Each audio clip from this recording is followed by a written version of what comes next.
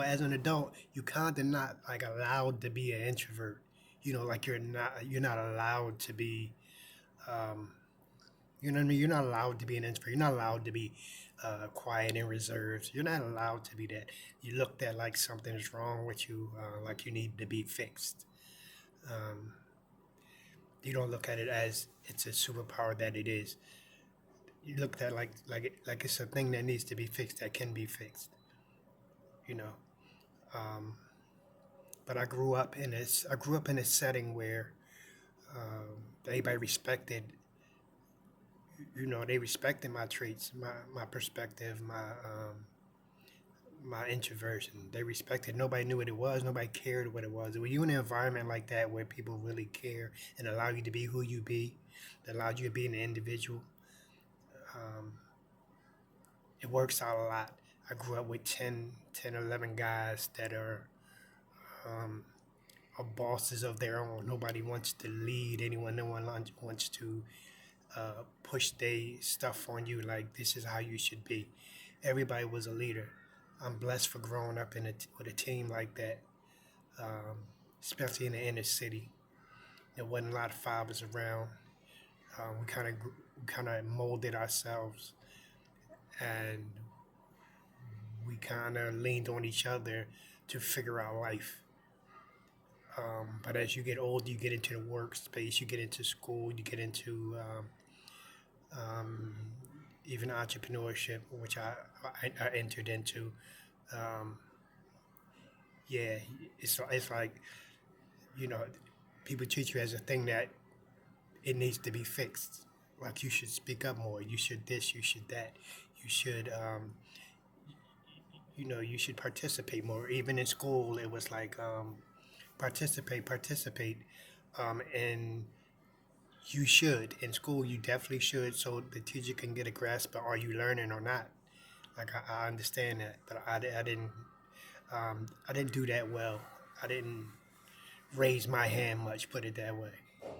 And in life, I learned to be an extrovert when I had to be. I learned to raise my hand more in life as an adult as you get older.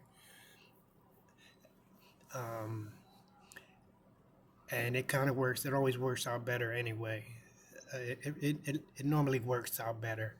Extroverts normally get it when they see that they're on the outside of um, when they're on the outside of the way people are seeing you and the way people are thinking about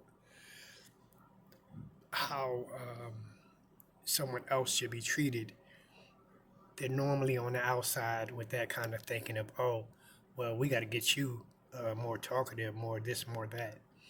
And it honestly depends on what frame of work you're in, um, which is imperative that you pick a, a job or profession that um, it's imperative that you pick a profession and the profession doesn't pick you as an introvert. You have to pick your own profession because it's an uphill battle in a profession where um, you're called on to be called out and put in the middle of that circle and have to talk that talk all the time, every day, 8 hours a day, 14 hours a day, whatever it is.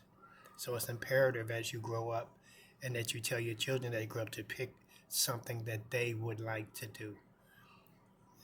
Um, I've always felt like the job should pick you. I'm sorry, that you should pick the job. The job shouldn't pick you. You shouldn't take a job just because of the money. You shouldn't take a job, um, yeah, for those kind of things. But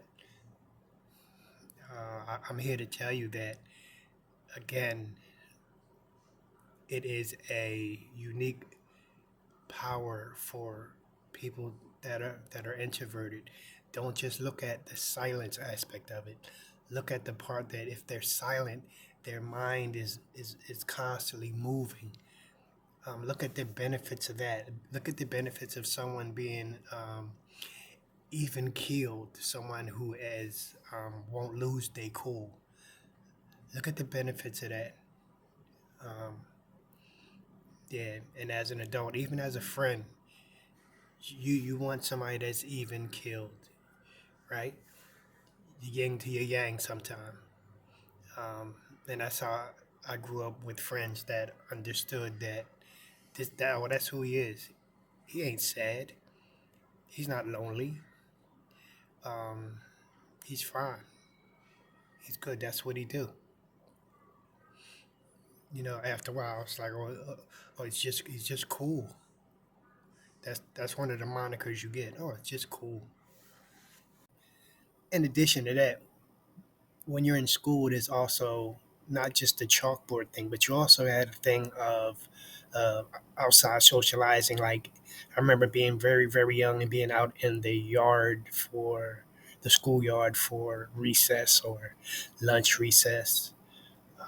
I remember being in a position where um, everybody was playing and you don't get picked, but you're not really concerned about it because you don't know how to play anyway. Um, Whereas someone else that would be a form of anxiety, like that would be a thing, like, oh, I didn't get picked, that's a problem, it's going to bother me. It never bothered me because I always just like to sit back and watch them play. I really enjoyed them. um, I really enjoyed it. Like I had fun when I had fun when like I said, when you make genuine relationships, genuine friendships, I had my pick of those. Like, and if they wasn't available, and then I just enjoyed everyone else doing their thing. Yeah, that's from being, um, yeah, being just very. I remember being very young, going through that. Definitely not having a problem with that. Um, but I did observe it. I did observe how other people act towards it, about it. Um, I remember good times out of the youth. I don't know where these super sad, super sad introverts, these anxiety-driven introverts. I pray for them, but I just wasn't that. I had a wonderful childhood. Like I had a great childhood, and I enjoyed um, my introversion. I never had a problem with it. I really, really loved who I was then, and I love who I am now because I was, again, by being an introvert, I was able to figure things out. There was no time for was no time for sadness, and wasn't no time for all that. You had to figure things out on the fly, and once you figured them out, it was all love. It was gravy. And once you figure things out young, those lessons stay with you for almost your entire life. You know what I mean? So I know that's not really the same topic of what it was before, but it was just on my head, and I just wanted you to just wanted to see if I could help anybody dealing with whatever they dealt with, or understand somebody that is dealing with something and you don't get it later.